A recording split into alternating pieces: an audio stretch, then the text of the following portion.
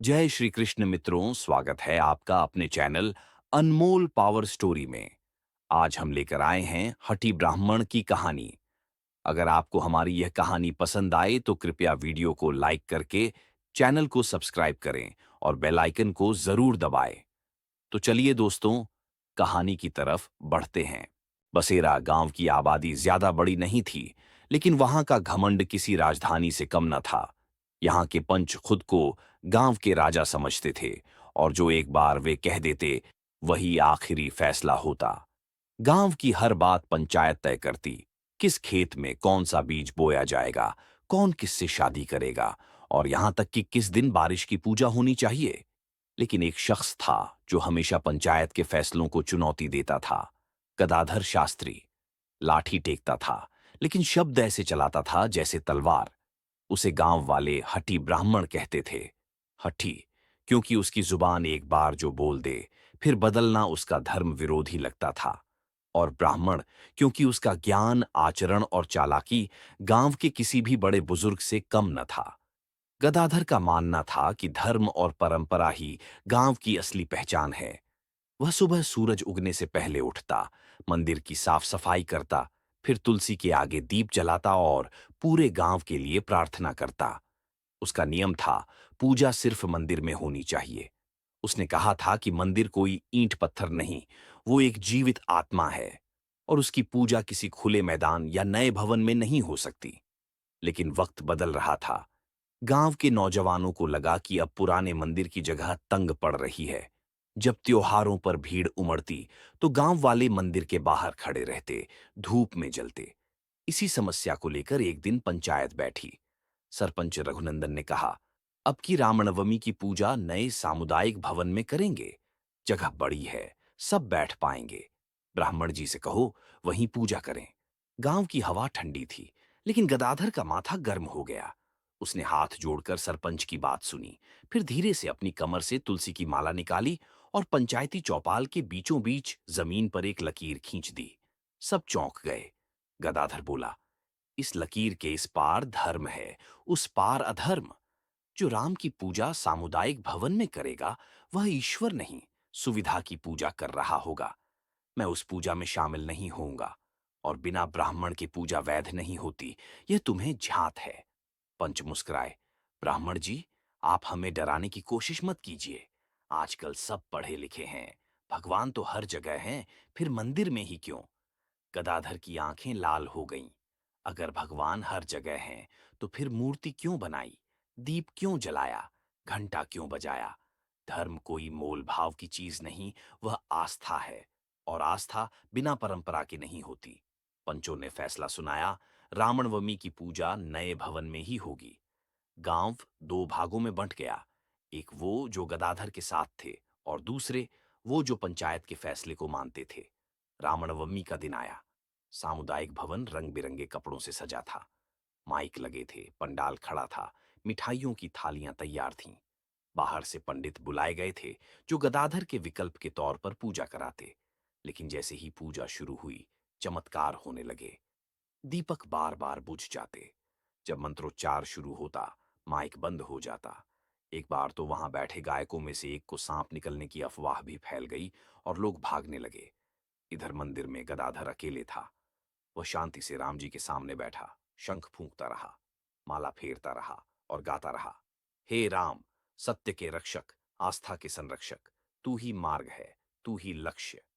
गांव के बूढ़े बुजुर्ग जो पहले पंचायत की बात से सहमत थे, अब वहां खड़े खड़े सहमे हुए थे। किसी ने कहा, ये सब गदाधर की चाल है। तो किसी ने धीरे से फुसफुसाया, या फिर राम जी सच में नाराज हैं। दिन ढलने लगा। लोगों का मन बेचैन होने लगा। अचानक सरपंच खुद उठकर मंदिर की ओर चला।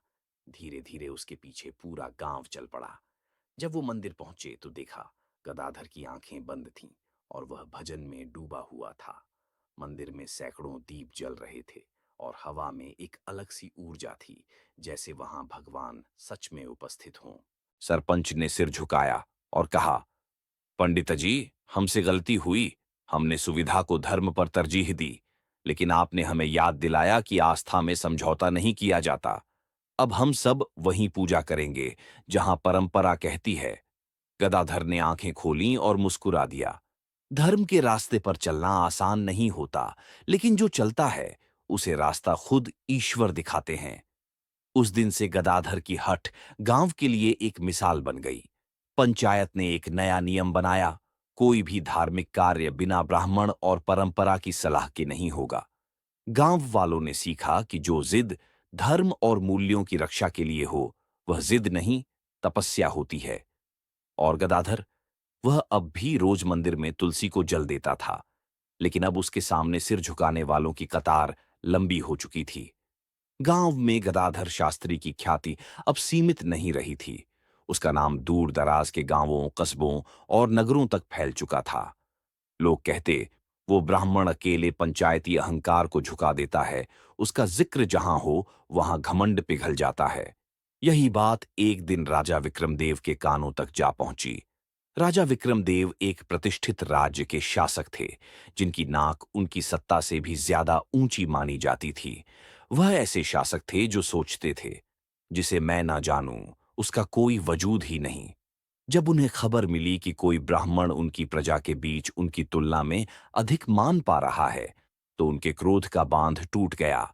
उन्होंने तुरंत दरबार में आज्ञा दी, उसे मेरे पास लाया जाए। मैं स्वयं देखूंगा किस मिट्टी का बना है ये हठी ब्राह्मण। राजा के सिपाही गदाधर के गांव पहुंचे। गांव वाले पहले तो डर गए, पर गदाधर मुस्कुराया और बोला, अगर राजा ने बुलाया है तो यह सम्मान की बात है। लेकिन ध्यान रहे, मैं उनका दरबारी नहीं हूं, सिर्फ एक ब्राह्मण हूं और उसी मर्यादा में ही चलूंगा। गदाधर दरबार पहुंचा, धोती पहने, कंधे पर गेरुआ अंग वस्त्र और माथे पर लंबा तिलक। वो सीधा राजा के सामने गया, लेकिन उसने झुककर दंडवत प्रणाम नहीं किया, बल्कि सिर ऊंचा रखकर हाथ जोड़ दिए। राजा ने ठंडी मुस्कान के साथ पूछा, तुम वही हो ना जो खुद को सबका ज्ञानी मानता है? गदाधर बोला, नहीं महाराज, मैं स्वयं को ईश्वर का सेवक मानता हूं, जो मूर्खता के विरुद्ध सत्य का दीप जलाता है। राजा को बात चुभ गई, लेकिन वो मुस्कुराते रहे। उन्होंने कहा, सुना है, तुम्हारी हठ बड़ी प्रसिद्ध है, क्या तुम राजा की बात भी टाल सकते हो? गदाधर मुस्कुराया, अगर राजा की बात धर्म के विरुद्ध हुई तो ब्राह्मण की हठ भी राज्य के सिंहासन से ऊंची हो जाएगी। पूरा दरबार सन्न। राजा का चेहरा तन गया, लेकिन अब भी वो खेल खत्म नहीं करना चाहते थे। उन्होंने कहा, ठीक है ब्राह्मण, अगर तुम इतने ही ज्ञानी हो तो कल सुबह दरबार में आकर मेरी परीक्षा पास करो। अगर हार गए तो तुम्हें मेरी राज्यसभा में सबसे निचले स्थान पर बैठना होगा, मेरे पालतू बंदर के बराबर। गदाधर ने उत्तर दिया, और अगर मैंने तुम्हारी परीक्षा ले ली और तुम हार गए तो? राजा ने हंसते हुए कहा, तो मैं तुम्हें अपना गुरु मानकर चरण धोऊंगा। पूरा दरबार हंसी से गूंज उठा, लेकिन गदाधर गंभीर रहा। अगले दिन दरबार में भीड़ उमड़ी। राजा ने गदाधर के सामने 3 कठिन प्रश्न रखे, वेदों का मूल, धर्म का मर्म और सत्ता का धर्म से संबंध। गदाधर ने सहजता से उत्तर दिया, लेकिन यह वह चाल नहीं थी जो वह लाया था। उसने अपनी बारी आने पर राजा से कहा, अब आपकी परीक्षा है महाराज। मेरे 3 प्रश्न हैं, उत्तर सरल हैं, पर सत्य चाहिए। राजा ने शान से कहा, पूछो। पहला, राजा का सबसे बड़ा कर्तव्य क्या है? राजा बोला, प्रजा की रक्षा। दूसरा, राजा का सबसे बड़ा दोष क्या है? राजा थोड़ा रुका, फिर बोला, अहंकार। तीसरा, जब राजा का अहंकार प्रजा की श्रद्धा से टकरा जाए तो क्या राजा को झुकना चाहिए? राजा चुप। पूरा दरबार चुप। गदाधर ने तब आगे कहा, महाराज, यदि उत्तर हां है तो आप आज स्वयं सिद्ध करेंगे कि आप एक सच्चे शासक हैं। नहीं तो आपकी नाक, जो आपने स्वाभिमान से ऊपर रखी थी, वो केवल आपकी सत्ता का प्रतीक रह जाएगी, ना कि धर्म का। राजा की आंखें गदाधर की आंखों से टकराईं और पहली बार वे झुकीं। उन्होंने अपना मुकुट उतारा और कहा, ब्राह्मण, आज मेरी नाक छोटी हो सकती है, लेकिन मेरा धर्म बड़ा रहेगा। मैं हार मानता हूं। राजा ने गदाधर के पैर छुए। दरबारियों ने देखा, कैसे एक लाठी टेकने वाला ब्राह्मण, जिसके पास न तलवार थी न सेना, केवल अपने विवेक, सत्य और हठ के बल पर राजा को झुका देता है। उस दिन से राज्य में एक नई परंपरा शुरू हुई किसी भी बड़े निर्णय से पहले राज्यसभा में धर्मपीठ पर गदाधर बैठता और उसके बिना कोई आदेश पारित नहीं होता। हठ यदि धर्म पर टिकी हो तो वो राजा की नाक से भी ऊंची होती है। यही सिद्ध किया गदाधर ने, न गर्व से न क्रोध से, बल्कि संयम, बुद्धि और साहस से। गदाधर शास्त्री की प्रसिद्धि अब केवल ज्ञान या हठ तक सीमित नहीं थी, बल्कि लोग उसे धर्म और न्याय का जीवित स्वरूप मानने लगे थे। जहां राजा उसकी बात मान चुका था, वहीं अब नगर के धन कुबेरों में हलचल थी। सबसे अधिक बेचैनी थी सेठ मुकुंदलाल को, नगर का सबसे धनी लेकिन सबसे लालची व्यापारी। मुकुंदलाल को अपनी दौलत पर घमंड था। वह खुलेआम कहता, जिसके पास धन है वही सबका मालिक। ब्राह्मण तो मेरे घर के सामने कटोरा रखकर बैठे तो भी मैं एक कौड़ी न दूं। जब उसे खबर मिली कि गदाधर अब नगर में ही धर्मपीठ पर बैठता है, तो उसने एक योजना रची। एक दिन वह सोने की भारी थाली में मिठाई और 5,000 स्वर्ण मुद्राएं लेकर गदाधर के घर पहुंचा। दरवाजे पर दस्तक दी। गदाधर निकला तो सेठ ने अत्यंत विनम्रता से थाली उसके सामने रख दी और कहा, स्वीकार कीजिए मेरे प्रणाम और यह छोटी सी भेंट।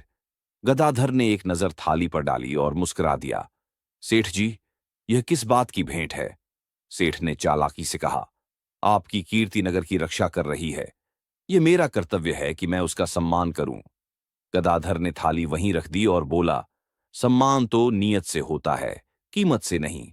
परंतु ठीक है, आपकी भावना की परीक्षा लेंगे। कल धर्म सभा में पधारिए और सभी के सामने इस भेंट का कारण बताइए। सेठ के चेहरे पर रंग बदलने लगा, लेकिन वह राजी हो गया। उसे लगा, सामने इतनी भीड़ में इसे मुझसे उपहार स्वीकारना ही पड़ेगा। अगले दिन सभा में गदाधर ने सबके सामने सेठ से पूछा, क्या यह भेंट बिना किसी स्वार्थ के थी? सेठ ने कहा, बिल्कुल, केवल श्रद्धा से। गदाधर ने सभा को देखा और कहा, तो सेठ जी, एक कार्य कीजिए। आज से नगर के सबसे गरीब 20 परिवारों को हर महीने 5 स्वर्ण मुद्राएं दीजिए। श्रद्धा है तो कोई आपत्ति न होनी चाहिए। सेठ चौंका। पर पर इतने स्वर्ण? मैं तो सिर्फ मतलब। गदाधर ने आंखों में गहराई से देखा। सेठ जी, जो श्रद्धा केवल एक व्यक्ति पर केंद्रित हो और समाज की ओर न झुके, वह श्रद्धा नहीं, रिश्वत होती है। सभा सन्न। सेठ के मुंह से शब्द नहीं निकले। गदाधर ने तब अपनी बात रखी। सेठ जी, यह थाली अब मेरी नहीं, नगर की संपत्ति है। इसे बेचकर अनाथ बच्चों की शिक्षा में लगाया जाएगा। सभा में तालियां गूंज उठीं। लोग खड़े हो गए, लेकिन सेठ, वह अब भी खड़ा था, झुका नहीं था। गदाधर ने कहा, आपका अहंकार आपकी संपत्ति से बड़ा है सेठ जी। क्या आप हठ को केवल दरिद्र का गुण मानते हैं? तब सेठ धीरे से बैठ गया और बोला, मैं हार गया शास्त्री जी। आज आपने मेरी दौलत की असली कीमत दिखा दी। आपने मुझे बता दिया कि असली अमीरी वह नहीं जो तिजोरी में हो, बल्कि वह होती है जो हृदय से निकलकर समाज में बटे। उस दिन नगर के बाजार में पहली बार मुकुंदलाल ने अपने गोदाम खोले। अनाज, वस्त्र और धन सब गरीबों में बांटे। उसने गदाधर के चरण छुए और कहा, अब मैं सचमुच धनवान हुआ। गदाधर ने मुस्कुराकर सिर पर हाथ रखा। उस दिन लोगों ने जाना कि जो ब्राह्मण अपनी जिद पर अड़ा हो, वो न राजा से डरे न धन कुबेर से। उसके सामने ताज भी झुकता है और तिजोरी भी। गांवों और नगरों में जब किसी का नाम फैलता है, तो उसके सामने दो तरह के लोग आते हैं। एक जो उससे सीखना चाहते हैं और दूसरे जो उसे गिरते हुए देखना चाहते हैं। गदाधर शास्त्री की ख्याति चारों ओर फैल रही थी।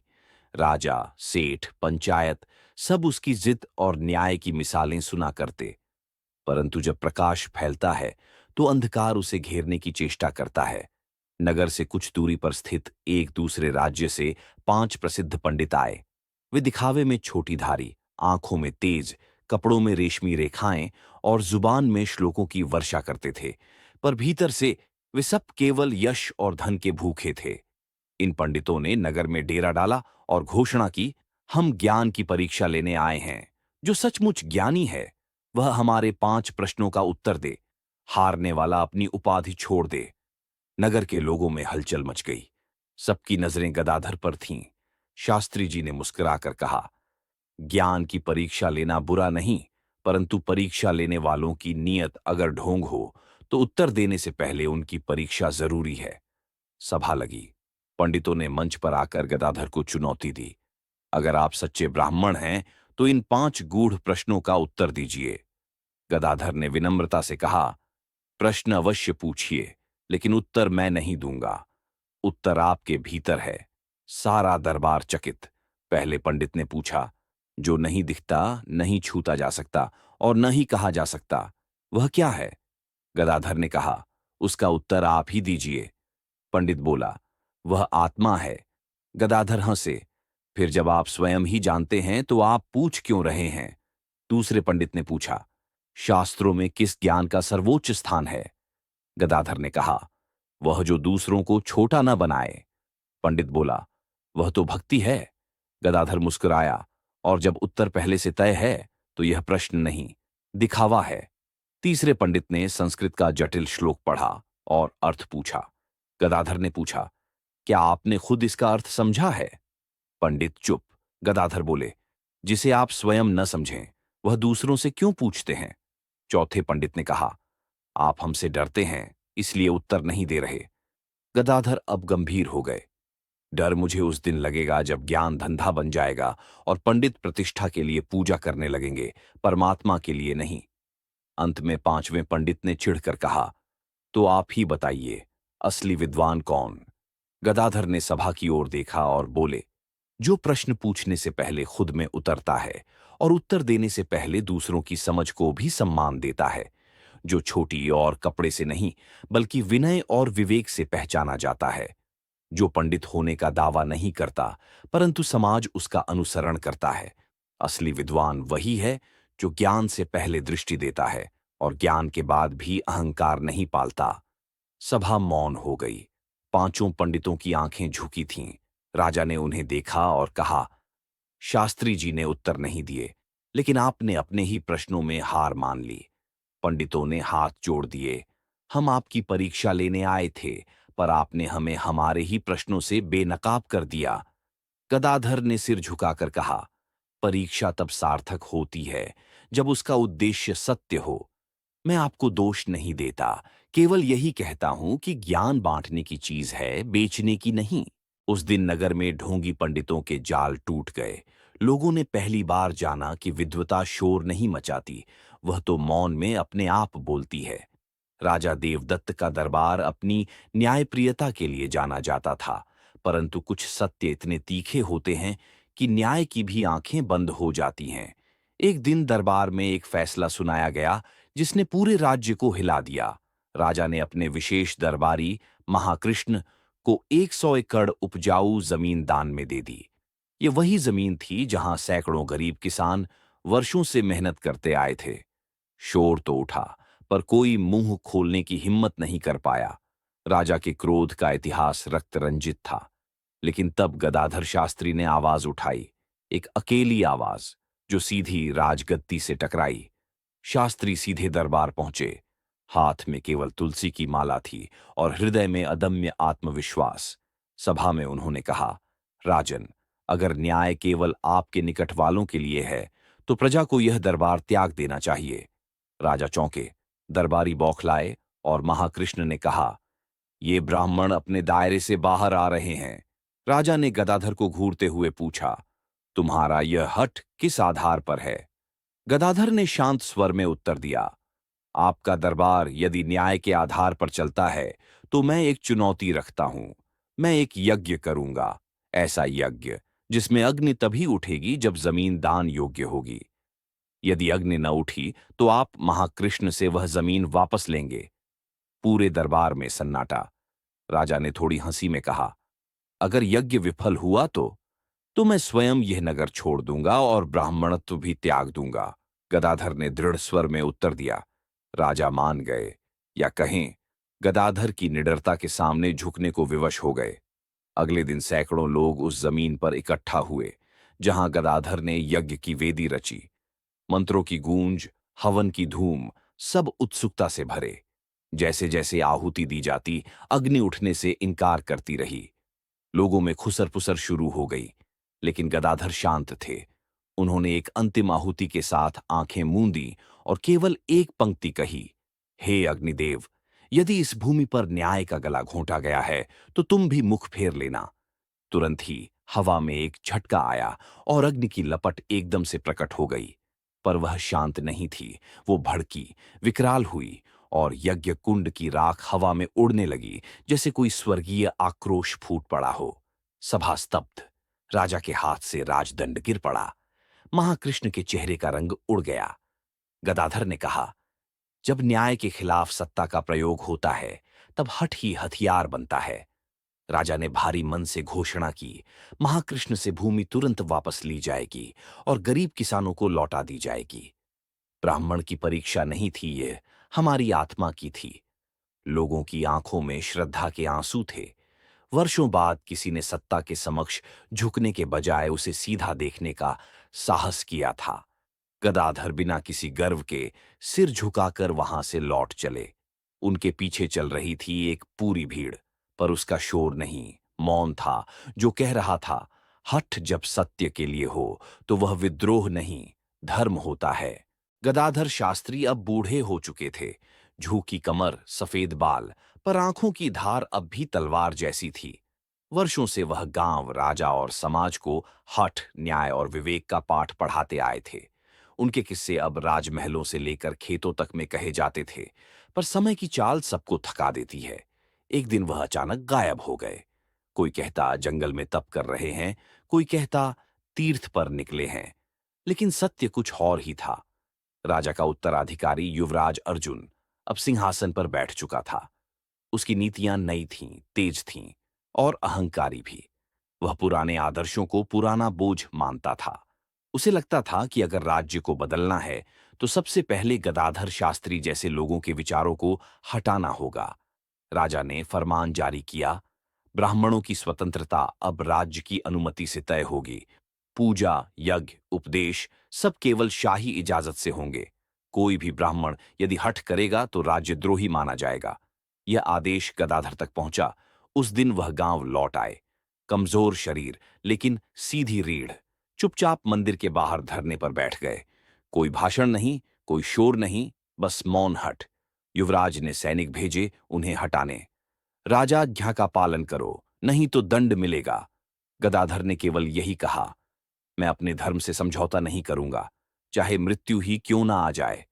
राजमहल में खलबली मच गई। जनता धीरे धीरे मंदिर के बाहर इकट्ठा होने लगी।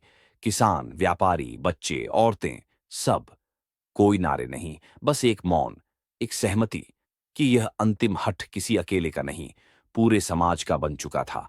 युवराज ने ब्राह्मण को दरबार में बुलवाया। गदाधर कांपते पैरों से दरबार पहुंचे। युवराज ने पूछा, क्या आप मृत्यु को चुनना चाहेंगे बजाय अपने हठ को छोड़ने के? गदाधर ने मुस्कुराकर कहा, जब सत्य को त्यागना मृत्यु से भी कठिन लगे तब मृत्यु भी सौभाग्य बन जाती है। सभा सन्न हो गई। युवराज को लगा वह हार गया है, और उसी क्षण वह कुछ और भी समझ गया। उसने कहा, आपका यह अंतिम हठ मेरी सबसे बड़ी पराजय और मेरी सबसे बड़ी शिक्षा है। मैंने राजा बनना सीखा, पर आज एक ब्राह्मण ने मुझे शासक बनना सिखाया है। युवराज ने अपने सभी आदेश वापस ले लिए। ब्राह्मणों की स्वतंत्रता बहाल की गई। गदाधर को राज्य के सर्वोच्च गुरु का दर्जा दिया गया, पर उन्होंने विनम्रता से ठुकरा दिया। गदाधर केवल मुस्कुराते हुए गांव लौट गए और एक दिन चुपचाप मंदिर की सीढ़ियों पर अंतिम श्वास ली। लोग कहते हैं उनके देहांत के बाद भी उनकी आंखें खुली थीं, जैसे वह आज भी अपने हठ की मशाल लेकर समाज को दिशा दिखा रहे हों। हठ समाप्त हुआ, पर कथा अमर हो गई। यह केवल एक ब्राह्मण की कहानी नहीं थी, यह आत्मगौरव की पराकाष्ठा थी। यह प्रश्न नहीं था कि हठ टूटा या नहीं, बल्कि यह उत्तर था कि अगर हठ सत्य के लिए हो तो वह अंतिम हठ नहीं, अंतिम जीत बन जाता है। अगर आपको यह कहानी पसंद आई हो तो इसे लाइक और शेयर करें। हमारे चैनल अनमोल पावर स्टोरी को सब्सक्राइब करना ना भूलें और बेल आइकन को दबाएं ताकि आपको हमारी सभी नई कहानियों की जानकारी मिल सके। धन्यवाद। फिर मिलेंगे एक नई रोचक कहानी के साथ। जय श्री कृष्णा।